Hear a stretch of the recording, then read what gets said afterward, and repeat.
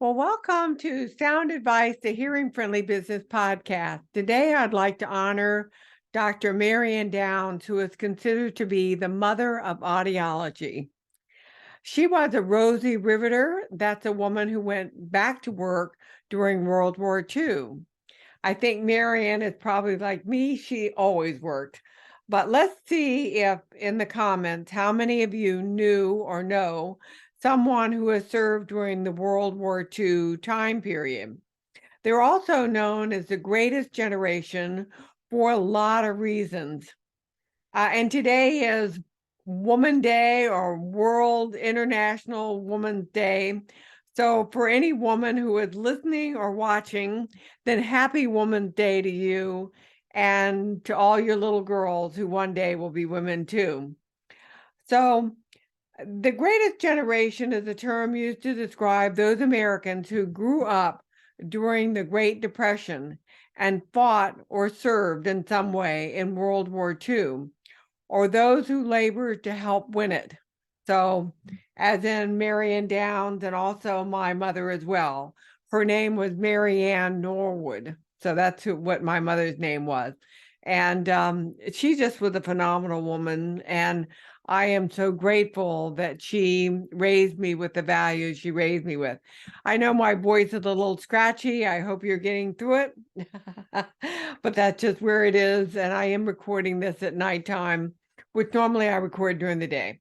So give me your feedback on it so I know whether you like it at this time or whether you don't. And so I would greatly appreciate it. But the term the greatest generation is thought to have been coined by former NBC nightly news anchor and author Tom Brokaw in his book by the same name, The Greatest Generation. It's also known as the GI generation or the World War II generation. Key takeaways on this particular group is they were the greatest generation commonly referred to those Americans born in the 1900s through the 1920s. The greatest generation members all lived through the Great Depression. And, things are pretty tough now. And in some places, they do have soup lines. But for the most part, the majority of Americans can still afford to go and buy their foods in a grocery store. May not be able to go out and dine as much, but you're still able to buy. And for those of you who are looking at it, I have on my Carlsbad, California beach shirt, which is in like a little heart. So I love hearts. It's one of my favorite symbols.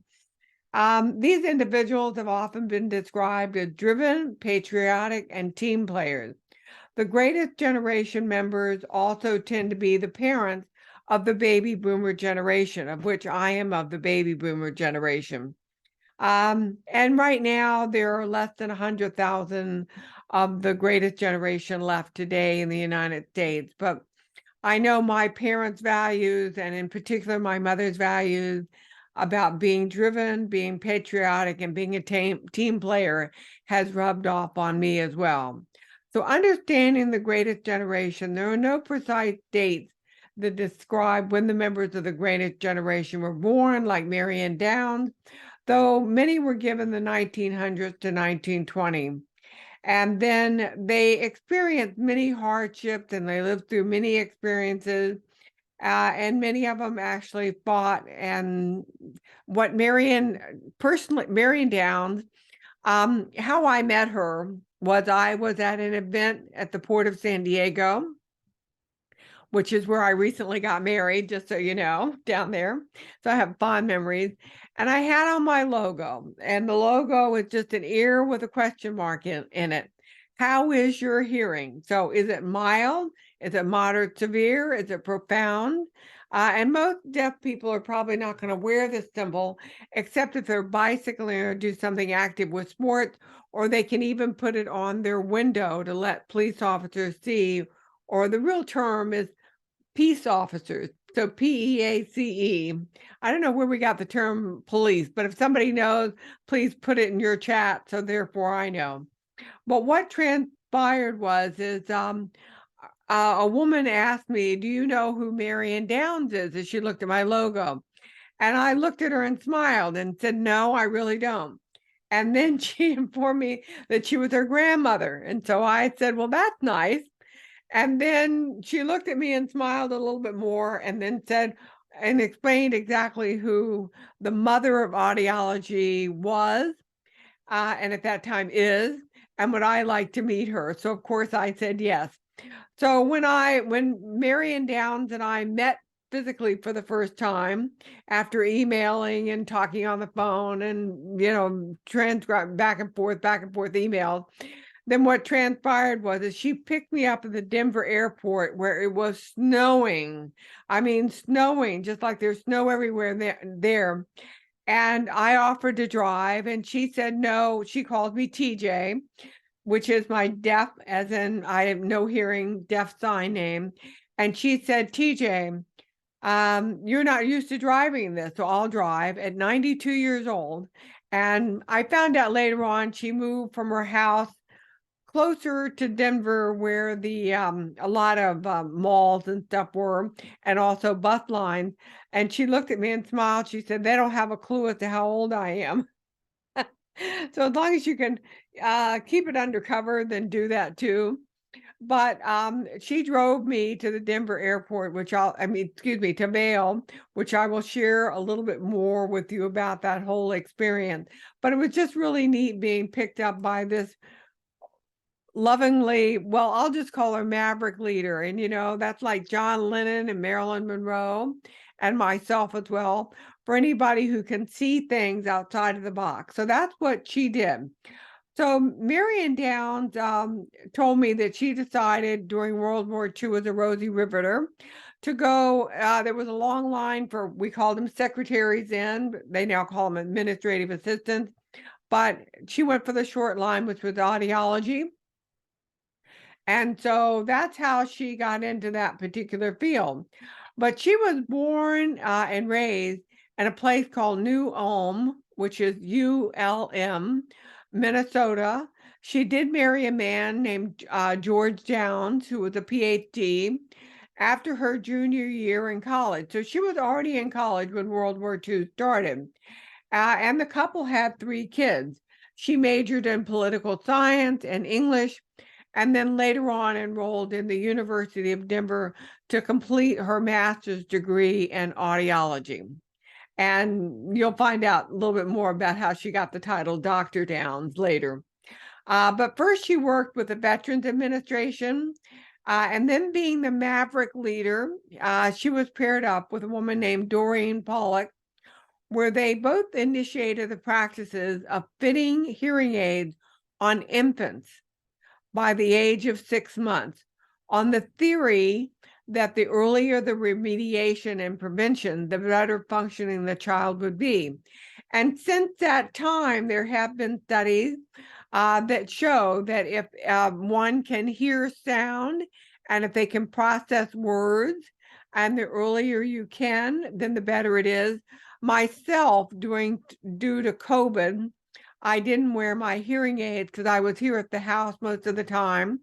And therefore, I have captioning devices, and I didn't really need to wear hearing aids. So when I went to go get my hearing tested recently, my audiologist told me that my speech recognition had gone from 97%, I think, down to 87 or 75 or whatever the number was, but it was dramatic enough to where I try my best to wear my hearing aids from the time I wake up to the time I go to bed. And no, I don't have them in right now. So guilty as charged, but I'm talking. And but when I'm listening to something or listening to somebody, I always try to wear them.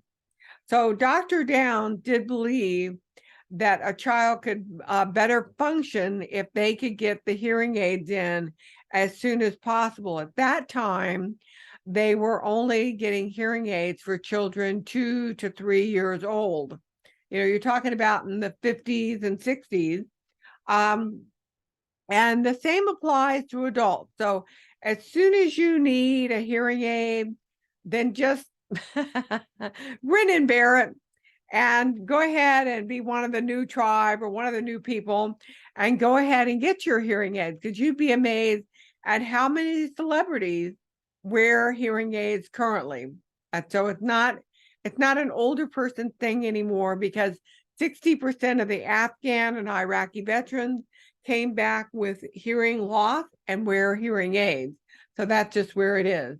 And then furthermore, the brain that language processing center of the brain will atrophy if you're supposed to wear them and it's not working at all. So it's just like any other organ in your body. If you don't use it, you lose it. And that's just, you know what I'm referring to, but that's what it is.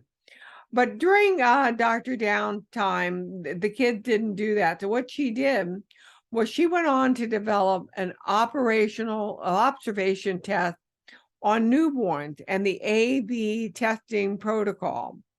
And in the 1969, she proposed a national committee be established composed of hearing health organizations to periodically review and evaluate, as well as recommend, the best practices approach to newborn screening that was led by the Joint Committee on Infant Hearing and multiple disciplinary leadership and guidance to all areas of newborn and infant screening issues. And that's still currently in place. So what she created, I don't know the exact year, but whatever she created, what she created is still in practice today.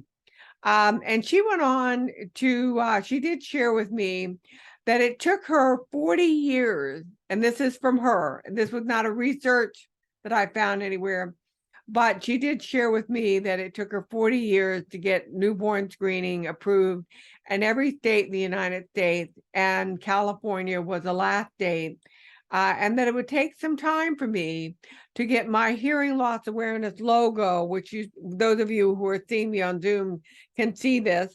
And you can also go on my website, which is Barnes Communication Solutions, and look for the logo there. And the concept is we wear it on our lapel pin on our chest so people can see that we have hearing loss. And I don't care what other kind of disabilities you have. For those of you who have a disability and it's invisible, then if you also have a hearing loss, or if you don't have a hearing loss, then hearing is still going to affect you.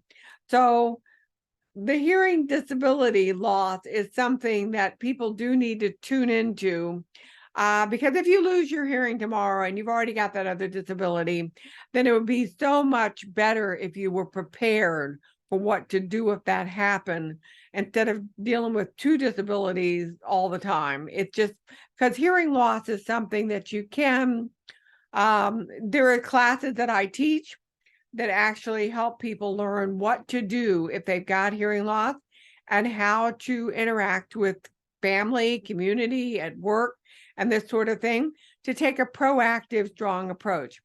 But Dr. Downs, she did write me a letter, and she thought that this, in the medical field, we call people that have hearing loss hearing impaired. So she liked that word. But don't really use that now, because there are certain people with hearing loss that get really disturbed by that word. So you can say that a person has hearing impairment, which is slightly different. But Dr. Downs said that this was an innovative idea, and that she personally loves the idea, because it'll show people that they don't need to yell at us. They don't need to exaggerate the words, and they need to look at us face to face for face-to-face speaking without being told to be able to do that. And also it could act as a reminder to look at somebody. If you see something, a logo like an ear with a question mark on their chest or on somewhere on their person, then that way you know what to do. So anyway, when she picked me up at the airport in Denver, the snow, as I told you, it was super deep. So what she told me is to drive 4 car lengths behind the other vehicle and to drive 20 miles slower. So even to this day, when I drive in snow, which isn't too frequently, then I do keep to those rules. We presented at the University of Colorado. We stayed at the lodge at Vail, where she asked me to help her sell her last book, after surviving a brain tumor that incapacitated her, where she really couldn't play tennis at the time. And in her retirement, she had won something like 5 gold medals for senior division in tennis. And tennis was really her life. I'm sure she would have been a great pickleball player if she had been around. I do currently play pickleball with somebody that's 93. And I always chuckle internally when I'm talking to somebody and they're 42 or 58 and they think that they're old, so they have a ways to go. So, but her title of her book was Shut Up and Live. And I had forgotten the chapter, but she asked me to help sell it to the doctors that were there at this convention after my presentation. And so we helped one another with our product. And her book is something that I think every woman, and especially every single woman that is above 50, should pick up and read. There's only one chapter in it that you really need to read. And that's what all the doctors were teasing me about. But I think it's Shut Up and Live is something she told me every morning, get up and exercise and try to eat healthy and to really enjoy life, because life will be over before you know it. Of course, she lived 8 more years past the time that I got to visit her, but it was really just a wonderful time. So of her professional books were Hearing in Children, and then also auditory disorders in school children. There were a couple. One said identification and remediation. The second one said auditory disorders in school children, the law, identification, and remediation. For those of you listening, if you have a child, they may have a normal hearing test, but they may have what's called auditory processing disorder.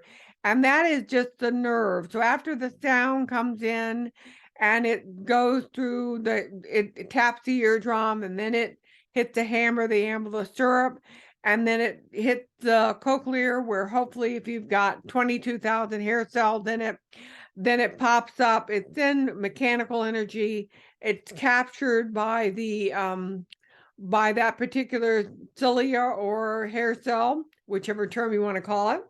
And then it converts it to electrical energy and it sends it off through the auditory nerve. Now, I don't know the process, but there is a process that one can do where you can learn how to have your brain still process those words, even if the auditory nerve is not working. So, and there are a couple of doctors of audiology, not honorary, but actual doctors that went through the extra 4 years, like a cardiologist, that actually have that. So it's something that school children oftentimes get missed with that particular problem. But Dr. Downs, or Marion Downs, was born in 1914 and she left in 2014. So the woman lived till 100 years. So if that's a goal of yours, then go ahead and get Sound Advice, a hearing-friendly, listen to Sound Advice, a hearing-friendly business podcast for other advice on how to live longer, but also get Dr. Downs' book, Shut Up and Live, so. And so she skied until she was 94 years old. And we did some cross-country skiing together. She did play her tennis. And as you heard, she won the 5 gold medals in tennis for national senior games. I feel so honored and blessed to have met this woman who changed a lot of lives with her initiatives on childhood hearing. She also Phonak, so Phonak, which is a hearing aid, the kind of hearing aid I wear. They end up donating $1 million, and in Aurora, Colorado, they ended up having the Marion Downs Foundation. And that's been around since in the 50s. And so it started as Early Childhood Learning Center, but then they gave it as a name for her just because of everything she's done and her passion. And recently, her own grandson, who plays the drums, he lives right up in Dana Point area, he went and got fitted with hearing aids. So we need to do something a little bit more. So if you are any sort of loud noise, the band, in the military, even if you're in the military and you wear your headset while you're at work, and then you go out to a bar or a place where there's loud music, then wear some sort of musician type fidelity hearing aids. Not hearing aids, earplugs, so anyway, so what it is I feel honored and blessed to have met her when I did go to her house that night when she first picked me up before we drove up to Vail the following day. Then she did she was lonely, and that's what she told me. And she ended up having I asked her what all this stuff was that was in her garage, because it didn't look normal for the classy woman that was there. Oh, and she told me that she was lonely, and so she let a homeless lady live with her. But the homeless lady could not quit drinking. That was one of her requirements, that if she was gonna, stay there in her home, she couldn't drink. So she had to let her go. So life is full of all kinds of opportunities before you. Staying on track till you can call your own rules is the way to go. And Dr. Downs was somebody, she was like me. She did adapt. I know when I had her come to San Diego, for September is Deaf Awareness Month for the people who are DEAF, so they have no hearing, and most of them use American Sign Language. They at first did not want to have this woman present, and they didn't because she didn't do American Sign Language. And so she started off her presentation with apologizing for not learning American Sign Language. And of course, they had an interpreter there for the audience that was there. So, but most of them had newborn screening done when they were born. And so consequently, their lives were dramatically different by the very fact that their parents knew that they were deaf. And usually most of them decided early on what to do with it, so, and not all. And things have changed a little bit. Now, when you have the test, then I don't actually know that it's better to check with your pediatrician to make sure that what the test is, if you were a newborn or even if you're a grandmother. Then check with the pediatrician to find out what the newborn screening test was done, because I know some children that went to school with my children, and the parents both were attorneys, and apparently, and the obstetrician, they all went to their children all went to the same school with mine. And it was really something because the pediatrician forgot to check. And so there was a lawsuit pertaining to that. But I think you as a parent, really need to do that. So, so go ahead and look at the opportunities before you, and stay on track till you can make your own rules. I did this recording at night after watching a movie called Shotgun Wedding. I did have a little bit of wine, so that's one reason why my voice may sound a little off. But it's red wine is healthy for you. And earlier today, I had a piece of dark chocolate, which is also another ear healthy food to eat.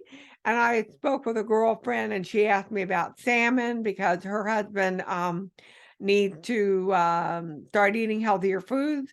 And so salmon is another food because it's got omega-3 in it that's also healthy for ear health. It's all about ear health with me. So with that Shotgun Wedding with Jennifer Lopez, I just experienced my own just a month ago. So stay tuned to learn more about how hearing loss can and does affect your life and your communication with other people. I know one time I was called a moron because I answered the wrong thing to a question. And that got posted on Facebook, and that caused all kinds of upset. And I know I should let it go.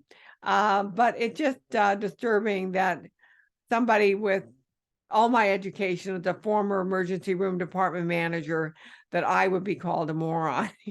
So, of course, I did shake it off. I've shaken it off a couple of times.